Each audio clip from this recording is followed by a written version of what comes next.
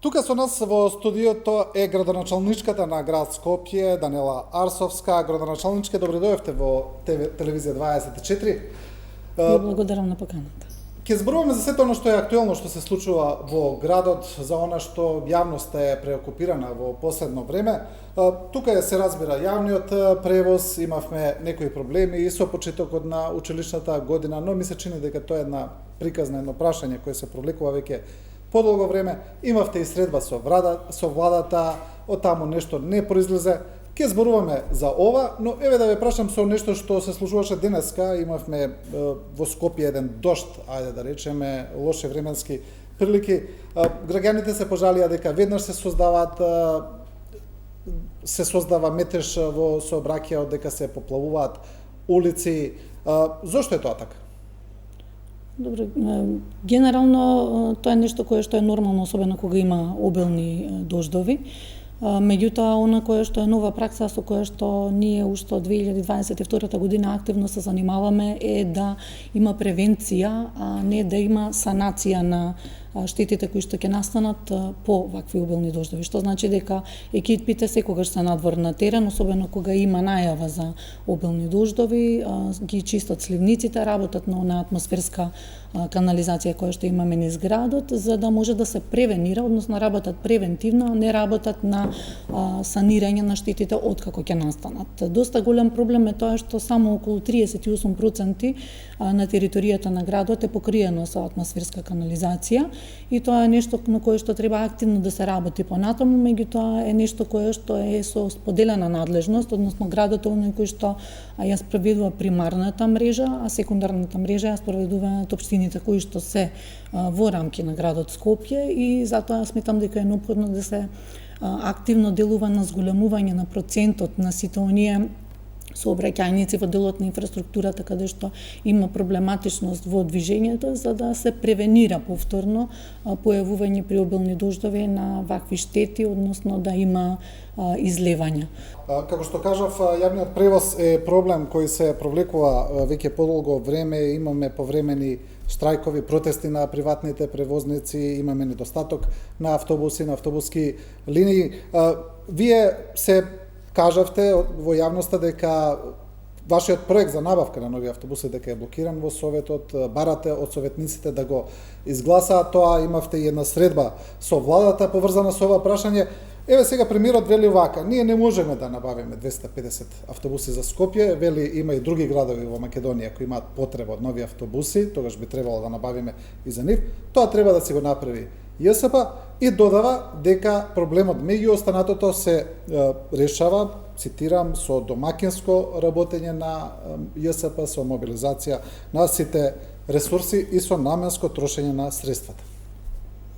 Добро, сега оваа теза има повеќе недостатоци. Првиот недостаток е тоа што јас не сум го ветила тоа сама, туку сум го ветила заедно со Мицкоски на локалните избори. Тоа е оној кој што имаше поддржано програмата за модерно Скопје, која што тврди и до ден денес дека активно ја поддржува, меѓутоа сепак реализација на тоа ветување до сега не сме виделе, затоа што тоа ветување е токму оноку колку што е мое и негово. Што се однесува до консолидацијата на предпријатието, морам да кажам дека предпријатието во овие изминати 3 години е за прв пат што функционира без ниту еден денар средства, помош или поддршка. Тоа значи дека дури и студентскиот стандард, односно бесплатниот превоз за студентите, градот Скопје, односно ЈСП го покрива самиот. Има долг од страна на централната власт во износ од 8 милиони евра, кој што не е платен. Така да ние не зборуваме за дополнителни средства да се дадат некому за да може домакински да работи. Ние зборуваме за исплаќање, односно сервисирање на обврските на останатите институции кон ЈСП, за да може тој да продолжи да функционира во рамките на она кое што му е неопходно на ова предпријатие. Добро, Инаку тоа предпријатие е тежок загубар наназад 30 на години. И сега за прв пат во овие 3 години успева да обстои превработено како предпријатие. Има огромни трошоци. Успеа да преброди една сериозна енергетска криза без никаква помош од никого, што до сега не се случило на тоа претпријатие со милиони и милиони евра се истурале од централната власт наназад 20 години и никогаш не се прашувало ниту зошто, ниту како, само се давале пари. А сега нема ниту еден денар и тоа функционира со блокади, со саботажи, со обиди за деструктивни политики се всушност овие кои што студираат единствено од грбот на граѓаните. Меѓутоа прашањето е, ако тоа претпријатие може да функционира домаќински, токму како што беше спомнато на овој начин, замислете што би било доколку си ги платат тие 8 милиони евра кои што ги должат. Добивте ли некакви одговори од премиерот и од министерот околу вашето барање? Јас видов месечини тогаш една изјава на премиерот Мицковски каде што вели еве ќе разговараме со советот што може да се направи, но добивте ли некаков конкретен одговор? Еве токму на ова прашање за блокирањето. Тој имаше една изјава каде што истакна дека ќе ги замоли советниците да гласаат. Ми е многу жал што не ги замоли советниците досега во овие изминати 2,5 години, затоа што тоа е едно изгубено време за сите скопјани, за сите граѓани кои што им се неопходни прво овие решенија и овие проекти кои што заедно сме ги видели со Мицковски во предизборието од 21-та година.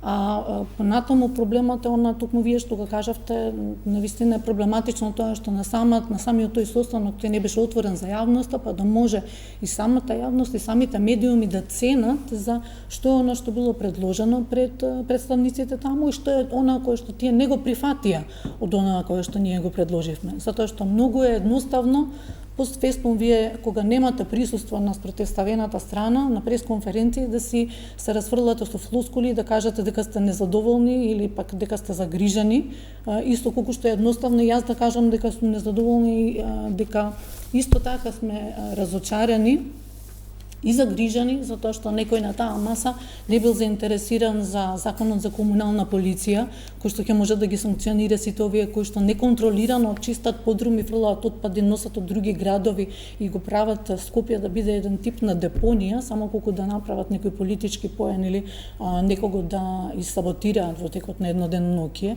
на сите оние кои што континуирано го загадуваат градот, зашто ќе се чудиме кога ќе дојдат зимските месеци, зашто ние во ваква состојба, во ваква ситуација градот Скопје. Значи, програмата за животна средина се носи на 1 септември. А вие треба од ноември месец веќе да имате град кој што ќе биде ослободен од тие загадувања. Како можете вие било што е стратешко да изреализирате за еден месец? Да го донеле во јануари месец? Она друго што граѓаните забележуваат, гледаме дека и на социјалните мрежи, тоа е околу хигиената на Скопје. Се жала дека не се чистат доволно контейнерите, дека не се чистат диви депони, се разбира не се сите во надлежност на градот, има тука и доста што се на општините, но сепак таа забелешка останува и е константна, ми се чини, дека тоа е нешто што најмногу се забележува. Прво, од една страна морам да кажам дека има ли проблем со функционирањето на комуналното претпријатие? Не, вака, самото комунално претпријатие како такво нема проблем. Проблемите се оние кои што се креирани од прво неносењето на одлуките кои што се неопходни да се донесат од страна на Советот на град Скопје, за да ние имаме луѓе кои што во континуитет сите овие месеци ќе бидат оние кои што ќе се грижат за хигиената, за јавната хигиена во градот Скопје. Тие, значи 120 луѓе кои што по 20 и нешто години за прв пат не се изгласани да можат да работат во рамки на градот на чистењето, односно на одржувањето на оваа јавна чистота, се изгласани како план за работа дури сега на крајот на минатиот месец, односно еве веќе сме септември месец, што значи дека ние наназад 8 месеци веќе сме без тие луѓе кои што би требало да одржуваат хигиената и нормално е дека градот не може да постигне во таа мера како што би постигнал со дополнителни 120 луѓе кои што доколку не би биле неопходни и потребни, зошто биле ангажирани на нас за 20 години секоја година. Значи неопходноста од нивна од тоа да тие бидат вклучени во системот и да работат, а тие се оние кои што непосредно го чистат сметот е очигледно во рамки на градот. Вториот момент е она кое што еве го кажуваме, не е изгласувањето од страна на Советот, кое што е проблематично само по себе. Третото е политичката агенда, каде што се носат дури ѓубрења од други градови да се истураат. Нашите инспекцијски служби и инспекторите за животна средина имаат фатено над 40 луѓе кои што доаѓаат од други градови и изфрлаат смет покрај контейнери секој ден. Контейнерите се празни. До нив се крираат депонии. Мини депонии. И има такви места, такви локации каде што е многу лесно да се дојде, да се исфрли, да се предизвика штета, кои што се лоцирани како црни точки, се постапува, меѓутоа ние со нашата бројка на инспектори не можеме да постигнеме целиот град да одиме и да го санкционираме секој ќош или секој контейнер. Колку што имате микролокации над 5000 во рамки на градот Скопје, ние толку многу инспектори немаме за да може да додат на секој контейнер и да казнуваат. Кога зборуваме еве за вашите прилики и неприлики, цело време се враќаме на блокираноста во Советот. Се врти околу тоа. Имаме ли некакви, еве, не знам, назнаки дека можеби тоа во блиска иднина ќе се случи? Постои ли некаков простор за договор, еве, со ВМРО ДПМН да ве одблокирате? Јас не сум блокирана, блокиран е Советот. Тоа Добро, треба градот. прашање да го упатите до Вашите одлуки, вашата програма. Тие не се мои, тие се на граѓаните. Во моментот кога граѓаните ја изгласале таа програма, таа е нивна програма. Таа треба да се реализира во нивен интерес. А ако сакате да и даваме име и презиме, програмата за модерно Скопје е исто онолку на Даниела Арсовска колку што е на ВМРО ДПМН и на Мицкоски. Затоа што тој е оној кој што ја носел од врата на врата и ја представувал пред граѓаните, ги ветувал 250 автобуси, дури ако е поентата тој да ги набави. Јас понудив пред Советот 22 седмици поред им нудам на тие луѓе да седнат да направат една комисија која што ќе ги одреди критериумите, ќе одреди во која банка ќе се задолжи доколку треба, па дури и до таму да и самиот град бидејќи е кредитоспособен и има таа можност да се задолжи лично, да не мора и од туѓи средства, дури може и со своји средства, ако треба од буџетот да се покрие таа набавка и да се направи така. Меѓутоа тоа знаете што значи? Тоа значи транспарентност. Тие велат дека ништо не сте направиле од вашата програма, иако вие велите дека таа е заедничка програма. Многу ми е жал, тоа знаете како. Дека никаков проект, дека ништо не сте спровеле, ништо не сте направиле, дека сте ги цитирам најлош градоначелник во историјата на Скопје. Ете, тоа е нешто кое што е многу симптоматично, затоа што јас бев најдобриот градоначелник се до оној момент дека тие поради оној судир кој што го знаете со проектот на Европска унија практично одлучија да ни се разминат патиштата и од тој момент од кога видоа дека на оваа страна немаат некој кој што ќе попушти пред нив, немаат човек кој што ќе потпишува сето она кое што тие ќе го сервираат, одеднаш станав најлошиот градоначелник. Тие проекти кои што се реализирани, да, јас немам простор за медиумска пропаганда каква што имаат тие, меѓутоа се евидентни, не можете да ги избришате. Над 220 инфраструктурни проекти имаме во изминатите 2,5 години. Имаме проектирања на нешта кои што биле ветувани за 30 години и никој не изготвил дури ни проектна документација. Самата таа постапка трае по година и пол. 220 веќе реализирани инфраструктурни проекти. Над 800 проекти реализирани во сите 20 сектори кои што ги има во рамки на градот Скопје. Јас сметам дека тоа е нешто со кое што не може никој досега да се пофали и верувам дека за дел од граѓаните е тоа видливо, а за оние кои што за жал се под влијание и можеби не може да го видат истото, не знам повеќе што да кажам, освен дека ете ќе ги испрезентираме сите проекти, ќе биде јавно објавена и веб страната каде што ги имаме практично за отчетноста и за сето она кое што е реализирано и до кој степен е реализирано во рамки на ингеренциите на градот, ќе можат самите да проценат и да оценат дали е тоа така и колку проценти е изреализирано од програмата за модерно Скопје. Верувајте ми дека единствените проекти кои што не се реализирани се оние кои што до ден денес зависат од одлуката на советниците на градот. За на крај, веќе вие скоро целиот мандат го поминувате вака во една, ајде да речеме во еден атипичен мандат каде што сте де факто блокирани во Советот.